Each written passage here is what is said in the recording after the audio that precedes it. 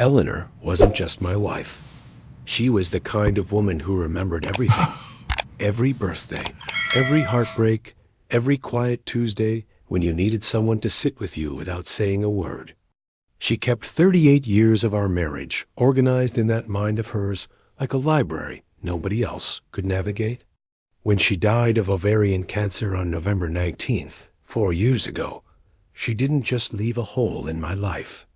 She left a crater. My name is James Edward Caldwell. I'm 64 years old. I live in Atlanta, Georgia, or I used to. This is the story of how I almost lost the last piece of Eleanor I had left, and how she, even from beyond the grave, was smarter than all of us combined. The morning it happened was November 19th. 4 years to the day since Eleanor passed. I'd woken up early, the way I always do on that date, with that particular weight on my chest that grief leaves behind when it decides to stay permanent. I had one plan for the morning: go to the cedar chest in the corner of our bedroom, take out Eleanor's recipe book, and spend an hour with her handwriting. That recipe book wasn't just a cookbook. It was a living document. Eleanor's grandmother, Ida May, had started it in Savannah, Georgia. In 1948, Ida May had written her recipes in pencil, pressing so hard you could still feel the grooves in the pages 70 years later. Eleanor's mother, Ruth, had continued it through the civil rights era, adding notes in the margins about which recipes she'd made for church rallies and which ones she'd cooked the night Dr. King was shot. Then Eleanor herself had spent 35 years adding to it her own recipes. Her nursing shift snacks, birthday cakes for our son Marcus, the sweet potato pie she made every Thanksgiving that had men at church asking her for the recipe until the day she died.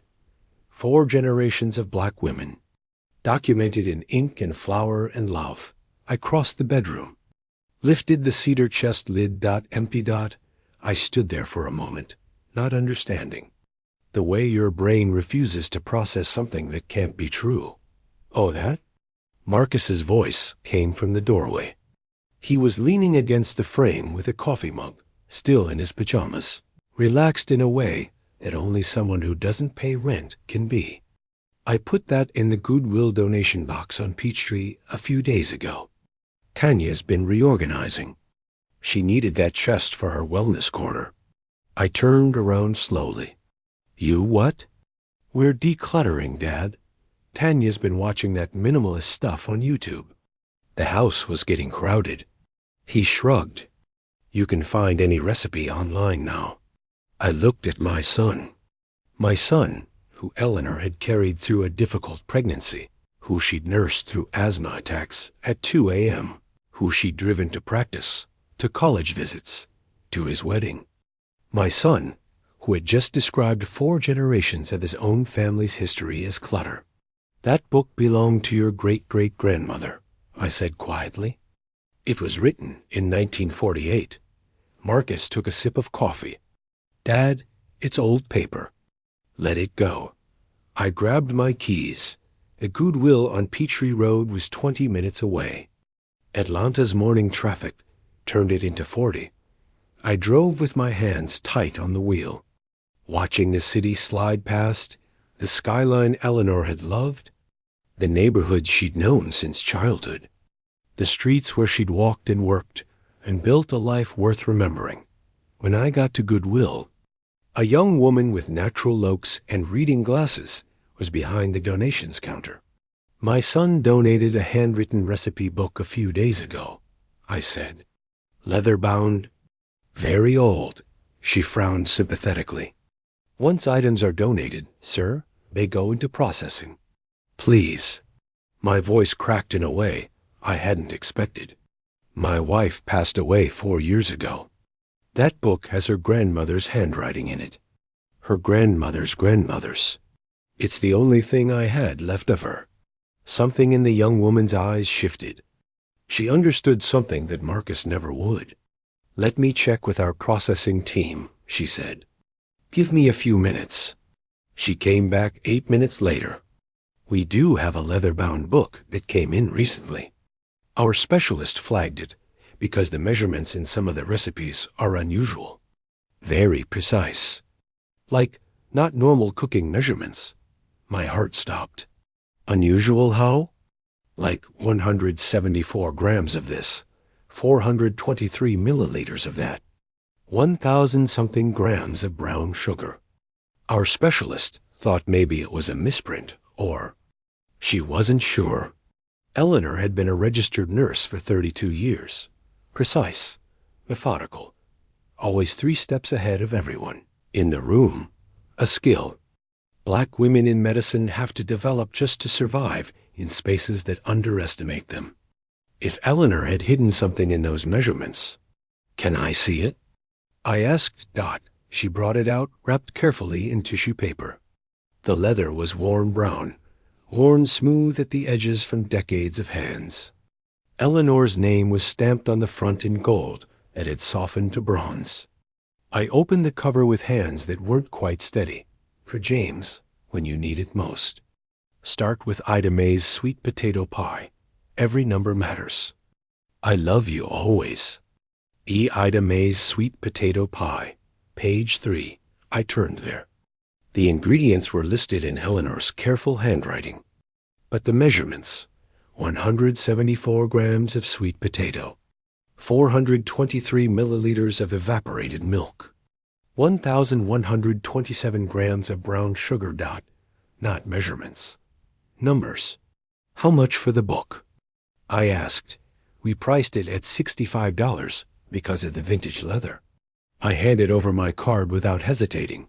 I drove home holding that bag like it was made of something irreplaceable, because it was. Marcus was in the kitchen when I got back. Tanya was at the counter making a green smoothie, the blender loud and indifferent. Their daughter Brianna sat at the table, headphones on, face tilted toward her phone. None of them looked up. I walked to my bedroom, locked the door, sat at Eleanor's old writing desk, the one I'd kept exactly where she left it, and opened to Ida May's sweet potato pie. Dot at the very bottom of the page. In handwriting smaller than I'd ever seen Eleanor use. Wells Fargo, Peachtree Center Branch. Safety deposit box. Eleanor had a safety deposit box I knew nothing about. I grabbed my jacket. Where are you going now? Marcus called from the living room. Bank. For what? Personal business. His eyes narrowed in a way I recognized. It was the same look he got when he thought money was involved and he wasn't part of the conversation. You're not doing something rash with your savings, are you? I looked at my son for a long moment. When had he started seeing me as a financial resource instead of his father? More importantly, when had I started letting him? My finances are my business, I said, and walked out. The Wells Fargo on Peachtree Center Avenue was all glass and recessed lighting. A young man at the information desk directed me to a branch manager after I explained the situation. Her name was Denise Okafor, mid-40s, natural hair pulled back, reading glasses on a beaded chain. She had the calm authority of a woman who had navigated bureaucracy on behalf of people who deserved better and won. I laid everything out for her. Eleanor's death certificate, my ID, the recipe book open to Ida May's sweet potato pie, with the numbers underlined. Denise examined everything carefully. Then she typed something into her computer, and her eyebrows rose slightly. Mr. Caldwell, there is a safety deposit box registered under Eleanor Ruth Caldwell. You're listed as secondary authorized party. She looked up. Box 174, the first number in the recipe. Yes, this box was last accessed by Eleanor in July 2019. She paused. We sent a notification letter to your home address in 2020, as per her instructions. It was returned undeliverable. I felt something cold move through me. My home address hadn't changed, but Marcus and Tanya had moved in shortly after Eleanor died. Had they intercepted that letter? Denise saw my expression. She didn't say anything, but she stood. Let me take you to the vault. The vault was cool and hushed, rows of metal boxes lining the walls. Denise used the branch key and box 174 to slide out a container heavier than I expected. She led me to a private room, set it on the table, and said, "Take all the time you need."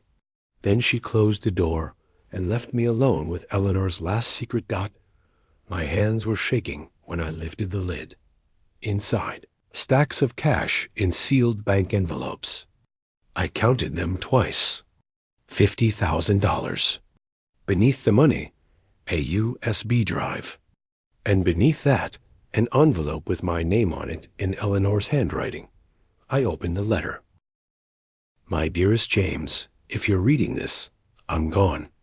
And I hope, God, I hope, you found this before Marcus did.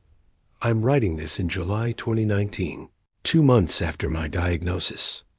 The doctors are giving me a year, maybe longer if the treatment responds. I'm not telling you about this because I want us to spend whatever time we have left living at worrying about what comes next. But there are things you need to know. Marcus has always had a complicated relationship with money. You know this. You've bailed him out 4 times since he turned 25. Each time he promised it was the last. Each time we believed him, because that's what parents do. But James, Tanya is not a good influence, and I say this not to be cruel, but because I spent 32 years as a nurse reading people, and I know what I see. Tanya sees you as a resource. She always has. Watch how she talks about your retirement, like it's already been allocated.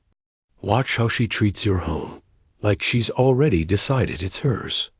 She is a smart woman, and I don't say that as a compliment in this context. Smart women who don't use their intelligence for good can do significant damage. I saved this money over 15 years.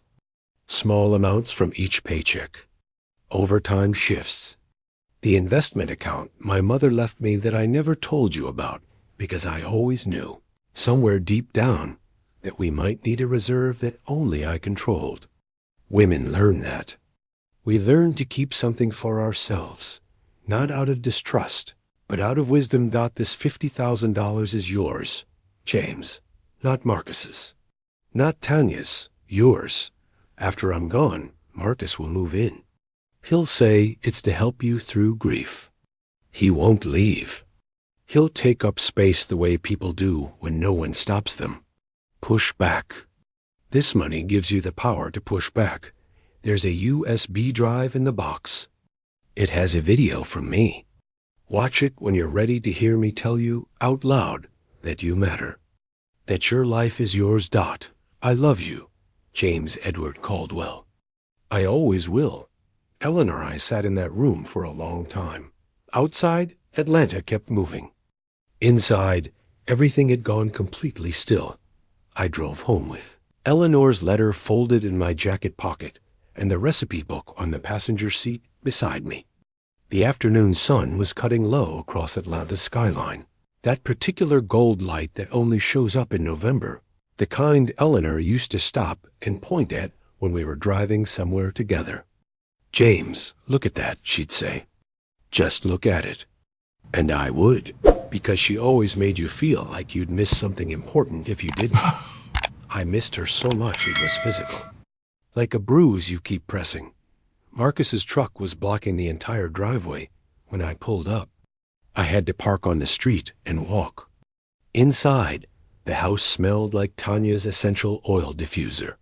Something floral and aggressive that Eleanor would have politely described as a lot. Tanya was in the kitchen unloading groceries. Marcus was on the couch with his laptop, feet on the coffee table. Eleanor had refinished herself in 2014. Neither of them acknowledged me when I came through the door. I walked straight to my bedroom, locked the door, sat at Eleanor's writing desk. The USB drive was in my jacket pocket. I took it out, turned it over in my fingers, and placed it carefully on the desk beside the recipe book. Not yet. First, I needed to think. Eleanor's letter had confirmed things I'd been telling myself weren't true. That's what grief does. It makes you generous with the people who hurt you, because guilt and loss feel so similar that you can't always tell them apart. I'd been giving Marcus the benefit of the doubt for 3 years, telling myself he was going through a hard time, that Tanya was under stress, that Brianna needed stability, that this was what family did. But Eleanor had seen it clearly, the way she always saw things clearly. And she documented it the way a nurse documents symptoms. This is what is happening. This is what it means. This is what comes next. I pulled out a notebook and started writing.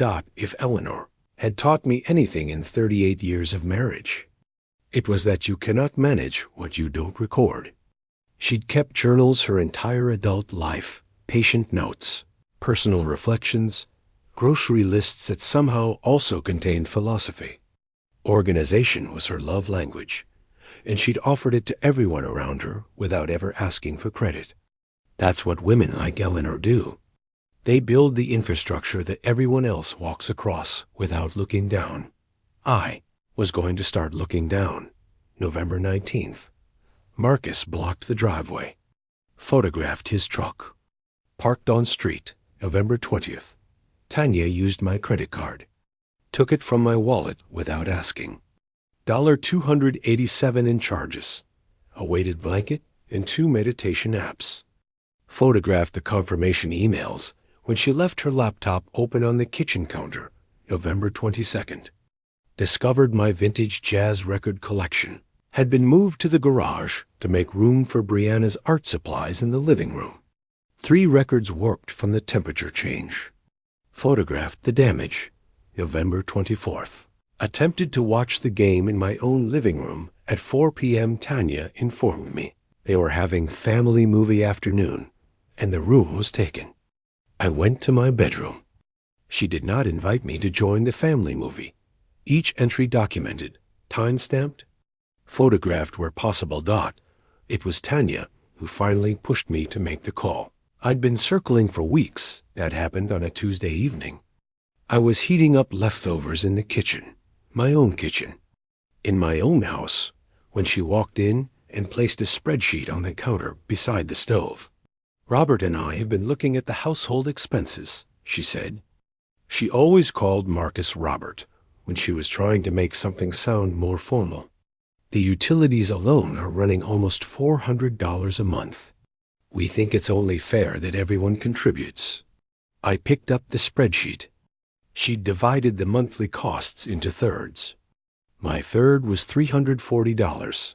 Tanya, I said carefully, you've lived in this house for 3 years. You haven't paid rent. You haven't paid utilities. You haven't contributed to groceries consistently. I set the spreadsheet back down. Then now you're presenting me with a bill for living in my own home? She met my eyes without flinching. We're family, James. Family shares. Family also respects each other's property. I turned back to the stove, including 70-year-old recipe books. She left the room without responding. But I heard her talking to Marcus in their bedroom later that night, her voice low and controlled. I couldn't make out every word, but I heard stubborn and eventually, and just needs to understand the situation. The next morning, I called a lawyer. Her name was Angela Reeves. Her office was on Auburn Avenue, 4th floor, view of the historic district below. She was 52 years old, had grown up in southwest Atlanta, and had spent the last 20 years specializing in elder law and tenant rights.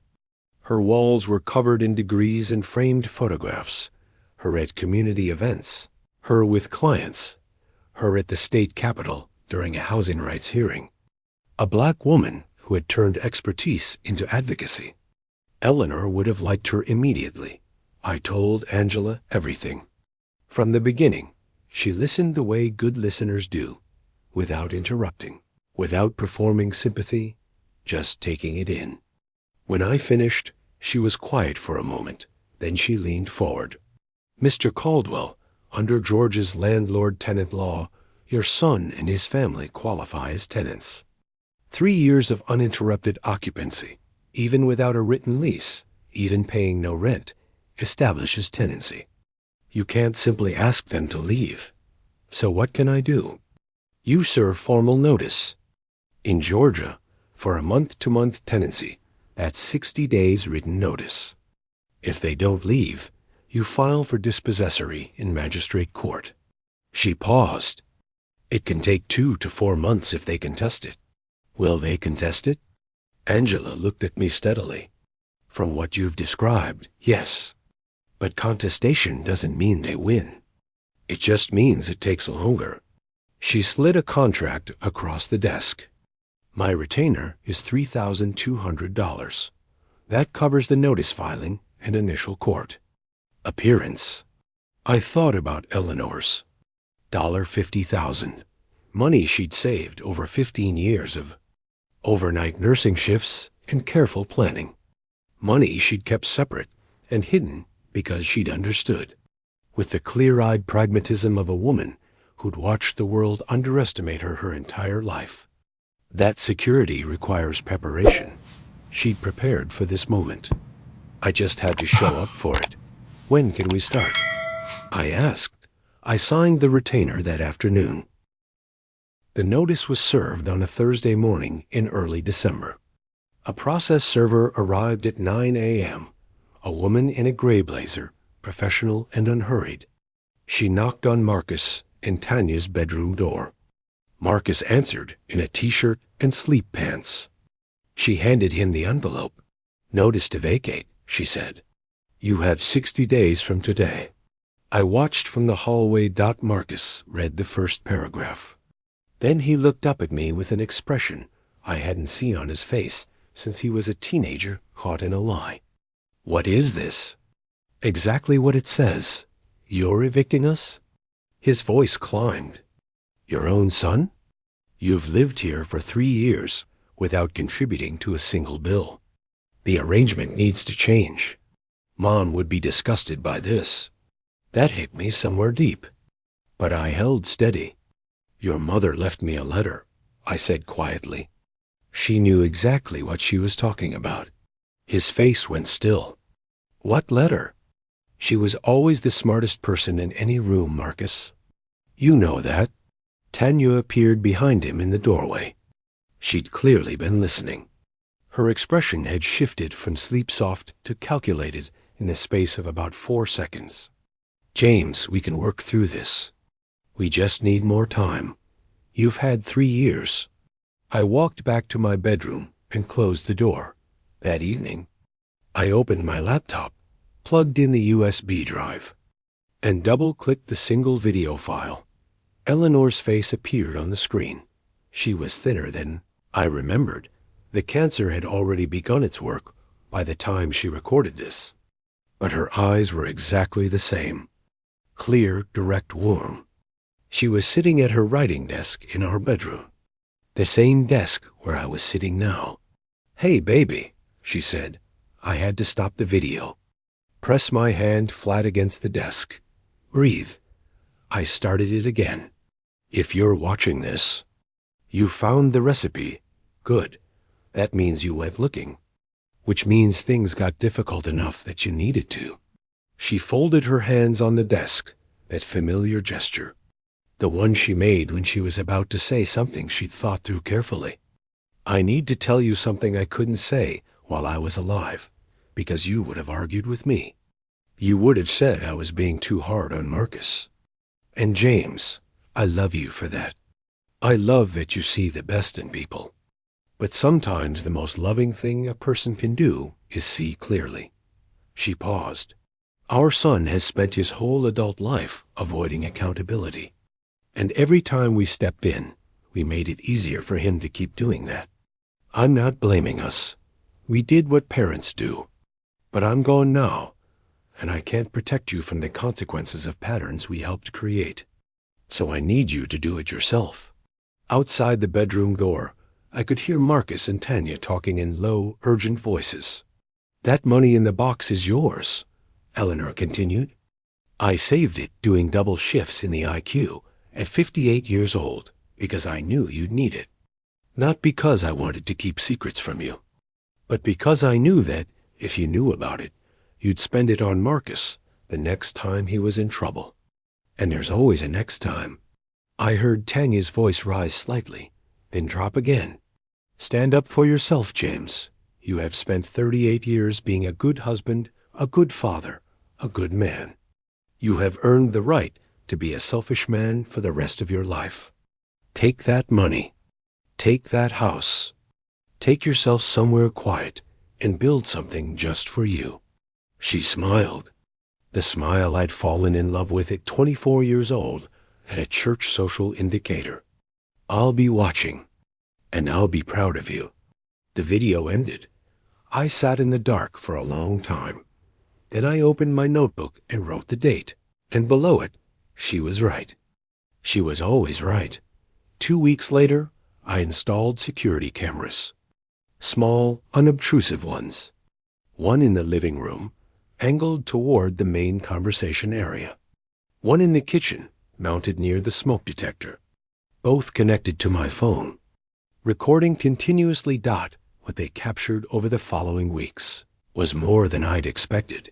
And I'd expected a lot. December 14th, 3:18 p.m. Marcus on his phone in the living room. She can't do anything legally for months. We just have to hold out. He'll get tired before we do. December 17th, 9:02 p.m. Tanya to Marcus at the kitchen table. What if we contacted his doctor? Told them he's been acting erratic? If we could get someone to question his mental competency, Marcus's response, quieter, but audible. That might actually work. December 21st, 11:47 a.m. Marcus. Alone in the kitchen, voice low and hard. Old man wants to play games. Fine. People fall. It happens. I watched that last clip 3 times to make sure I'd heard it correctly. Then I forwarded all 3 clips to Angela Reeves. Her response came within the hour. This changes the filing. We move for an emergency protection order immediately. Call me first thing tomorrow morning. The hearing for the emergency protection order was on December 23rd. I wore my good blazer. The dark one Eleanor had helped me pick out for Brianna's christening 8 years ago. Angela met me at the Fulton County Courthouse. She was calm and prepared in the way that women who've had to be twice as good their whole careers tend to be. No wasted motion, no unnecessary words, just precision. The judge reviewed the video evidence, granted the protection order within 20 minutes. Marcus was ordered to maintain a 6-foot distance from me at all times within the shared residence. When the sheriff served him the order that afternoon, Marcus looked at me across the living room with an expression I'd never seen from him before. Not anger. Something colder than anger. I went to my bedroom, called Angela, and started planning the next step. Christmas came quietly that year. I spent it in my bedroom mostly. Door locked. Eleanor's recipe book open on the desk beside my laptop. Through the wall, I could hear Marcus, Tanya, and Brianna in the living room. The television loud, occasional laughter, the smell of food I hadn't been invited to share. At one point, Brianna knocked softly on my door and said, "Grandpa, we saved you a plate." I thanked her and took it. She was 16 and caught in something she hadn't created. I tried to remember that. After she left, I sat at Eleanor's desk and played the video again. Stand up for yourself. James, I ate alone and felt, underneath the sadness, something I hadn't felt in years. A quiet, steady sense of direction. Eleanor had given me a map. All I had to do was follow it. The RTDRS hearing, or in George's case, the Magistrate Court Dispossessory hearing was scheduled for February 6th. Angela had filed extensive documentation. The security camera footage. The financial records showing 3 years of zero rent payment. The protection order. Photographs of damaged property. A timeline I'd built myself in that notebook, entry by entry, date by date. The way Eleanor had taught me that truth requires evidence and evidence requires discipline. In the weeks between Christmas and the hearing, Marcus tried 3 different approaches. The first was anger. Doors slamming, heavy footsteps, pointed silences in the hallway, designed to make me feel the full weight of his disapproval. I documented each incident and felt nothing shift in my resolve. The second was negotiation. His lawyer, a man named Gerald Simmons, who had a smooth phone voice and very little substance, called Angela's office in mid-January. "My client is prepared to begin paying rent," Simmons said. $600 monthly. Angela put him on speaker. I watched her write the number down and circle it once. "Market rate for a 3-bedroom in that neighborhood is $1,900, she said. "Present that to your client." We never heard back. The third was Brianna. Marcus brought her to my bedroom door on a Sunday afternoon. She was in her good clothes, which told me this had been planned. Her eyes were big and genuinely sad. She was 16, not a strategist, and whatever complicated feelings she carried about the situation were real. I felt them. "Grandpa," she said, "I just want you to know that I love you, and I don't want to leave." I looked at her for a long moment. Behind her, Marcus stood with his arms crossed, watching me with an expression that was trying to look neutral and failing. "Brianna," I said carefully, "I love you too. That's never going to change, no matter where any of us live." "Then why?" "Because loving someone and letting them take advantage of you are 2 different things." I looked past her at Marcus. "Your grandmother knew that better than anyone." Marcus's jaw tightened. "Don't bring Mom into this."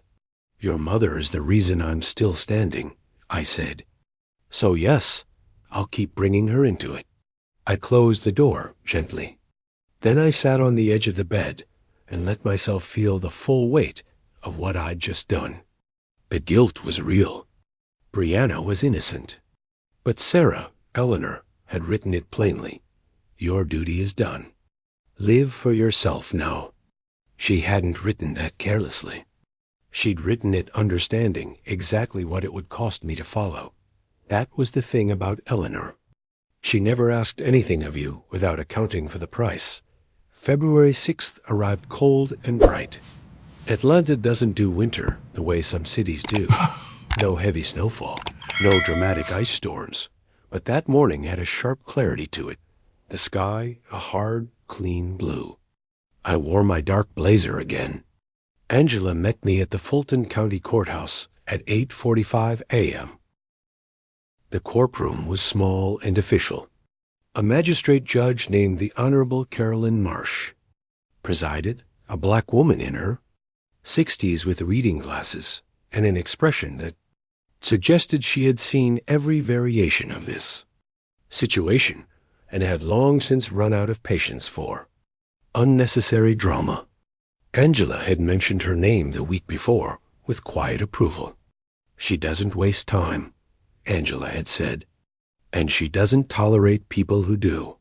Marcus and Tanya sat across the aisle with Gerald Simmons. Tanya was dressed carefully, her posture composed. She had the bearing of a woman who believed her presentation could substitute for her argument. Marcus stared at the table. Judge Marsh reviewed the documentation in silence for several minutes. Then she looked up. "I've examined the filing, the security camera evidence, the financial records, and the protection order currently in effect." She removed her glasses. "Mr. Thompson," Marcus had hyphenated his name at some point, Caldwell Thompson. "A detail I'd never quite made peace with.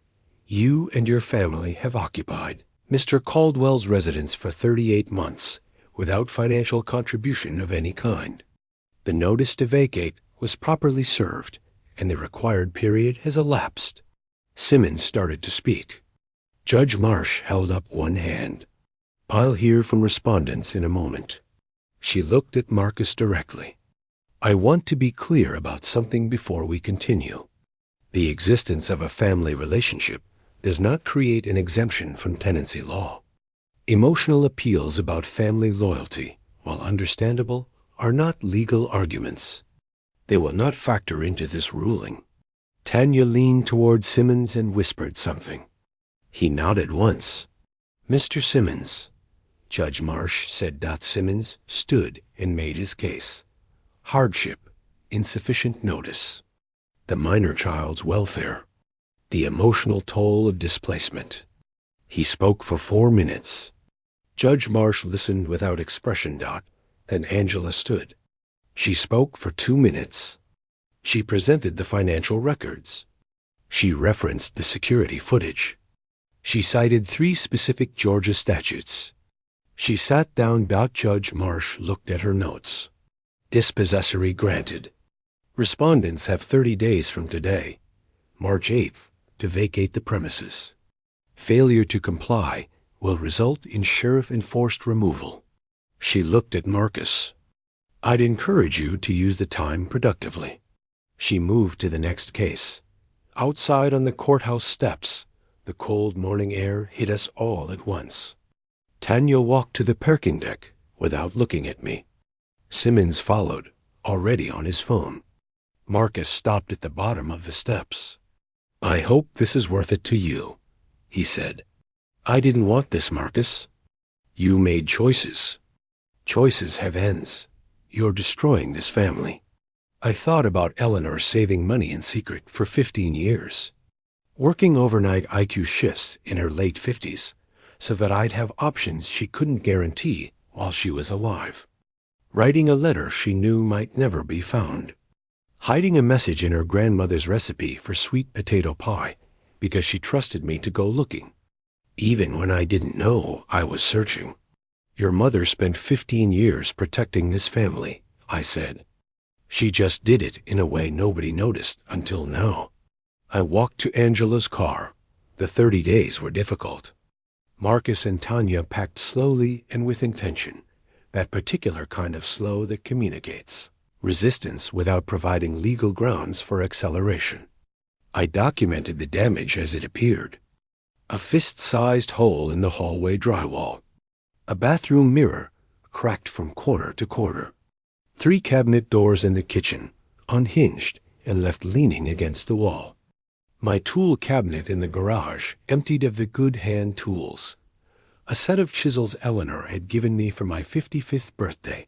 A block plane I'd had for 20 years. I photographed everything. Angela added it to the damages file. March 7th, the evening before the deadline, a moving truck finally arrived. I watched from the kitchen window as Marcus and 2 men I didn't recognize loaded boxes and furniture into it. Brianna carried her own things, methodically, quietly, not making eye contact when she passed the window. At one point, she stopped on the front walk and looked up at the house. I don't know what she was thinking. I hope it wasn't too hard. Marcus came to my bedroom door one final time. I opened it.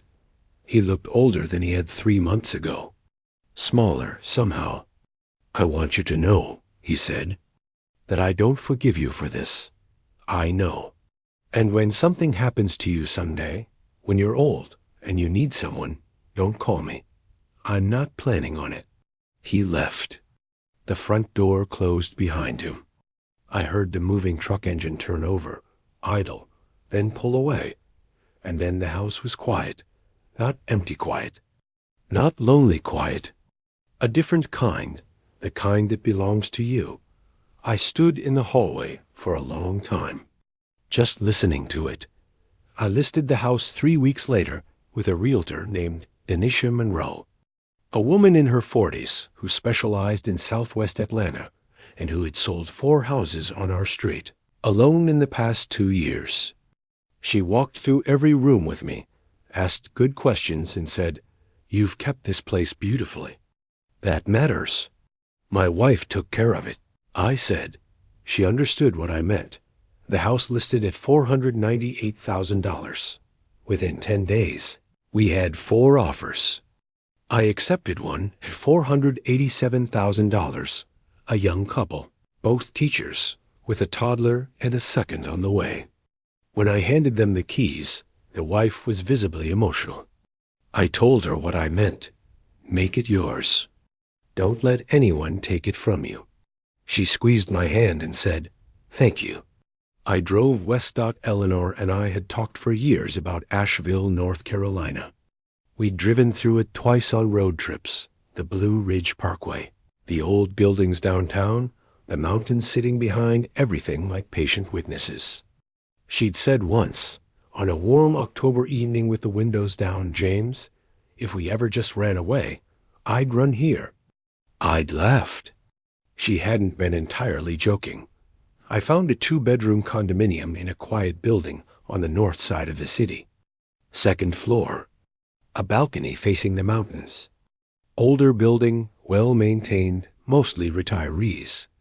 A small woodworking shop 2 blocks away that rented bench space by the month. Put Eleanor's $50,000 toward the down payment. I moved in on a Tuesday in early May. Professional movers handled the furniture I'd kept, Eleanor's writing desk, my tools, the photographs, and Eleanor's recipe book, which I decided deserved a proper home, rather than a box. My first project in the new space was a shadow box. Walnut frame, museum glass, deep enough to hold the recipe book open to Ida May's sweet potato pie page. I mounted it on the living room wall, where I could see it from the kitchen and from the couch and from the balcony door. 4 generations of women, preserved and visible. Every morning I made coffee and stood on the balcony and watched the mountains. I joined a woodworking group that met on Wednesday evenings in a shared studio downtown. 6 men between 60 and 78, most of them retired. All of them more interested in the work than in talking about themselves. The man who'd invited me was named Walter Briggs, 71, a former high school principal from Durham who'd moved to Asheville after his wife passed. He'd recognized something in me at the craft fair where I'd sold my first small piece. "You've got patient hands," he'd said. "Those are earned, not born." I'd liked him immediately. Summer came slowly. I sold 3 pieces at the monthly craft market. Finished a commissioned jewelry box in cherry wood for Walter's daughter. Started a larger project, a blanket chest in white oak with hand-cut dovetails. The kind of piece that takes months and teaches you something new about patience every week. I was sanding the lid one Thursday afternoon when my phone rang. Marcus. I set the sandpaper down, looked at his name on the screen for a long moment. Then I answered, "Dad." His voice was quieter than I'd heard it in years. Something had gone out of it, the edge, the assumption. "Do you have a minute?" "I have a minute." Tanya left. A pause. Took Brianna. Said I was someone who couldn't take responsibility for anything, and she was done watching me prove it. He made a sound that might have been a short, broken laugh. She wasn't wrong. I sat down on the workbench stool. "I'm sorry you're in pain. Are you?" "Yes, genuinely. That doesn't mean I regret what I did." Silence. "Mom really left you all of that? The letter? The money?" "She did. She planned it for years. Saved it shift by shift. She knew me that well." "She loved you that much," I said. "There's a difference." Another long silence. Then, "Is there any way back from this? For us?" I looked out the workshop window at the mountains. "I don't know yet. Maybe. But not today, Marcus." "I need more time? Okay." His voice was small. "I am sorry, Dad, about Grandma Ida May's book. About all of it. I hear you. Okay." He hung up. I sat with the phone in my hand for a while. No victory in it. No vindication. Just the ordinary, complicated sadness of loving someone you cannot save, and the equally ordinary, equally complicated peace of having finally stopped trying to at your own expense. I picked up the sandpaper and went back to work. August 19th, marked 4 years and 9 months since. Eleanor died. I woke early, went to the kitchen, and made Ida May's sweet potato pie from the recipe book. The real measurements this time. The ones written in 1948 by a woman in Savannah liquid cooked through hard, decades with steady hands, and passed something forward to people she'd never meet. I ate a slice on the balcony as the sun came up behind the mountains, the sky going from dark blue to gold and long. Slow bands. Eleanor's recipe book glowed softly through the balcony door, visible in its walnut shadow box on the living room wall.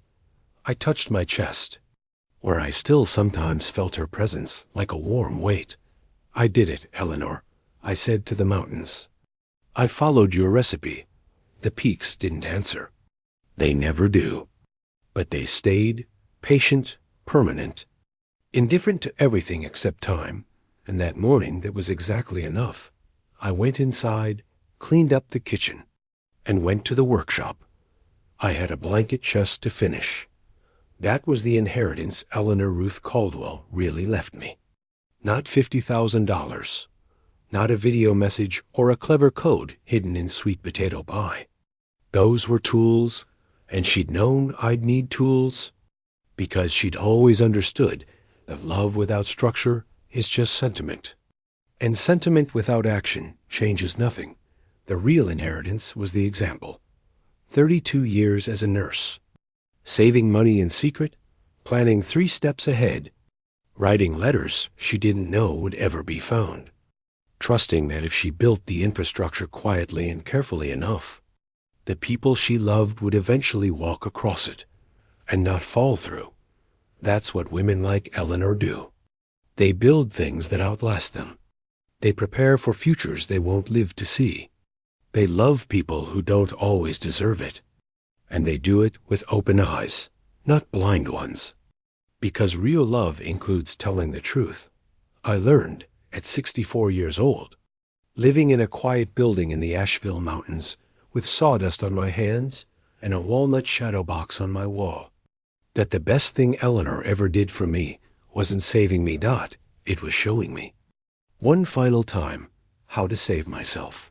I went inside, closed the balcony door against the cool mountain evening, and sat down in a chair I'd built with my own hands, in a home that was wholly and peacefully mine. And it was enough, It was more than enough, It was everything, Thank you for being here and letting me share my story. If it touched you, hit that like button and subscribe to the channel. Drop a comment telling me what city and state you're watching from. I love knowing where you all are. If you want to support me even more, there's a donation link in the description. I share real-life stories like this every single day, And now, 2 of my most popular videos will appear on your screen. Choose whichever one calls to you. Until next time, remember, your story isn't over just because someone tried to write the ending without you.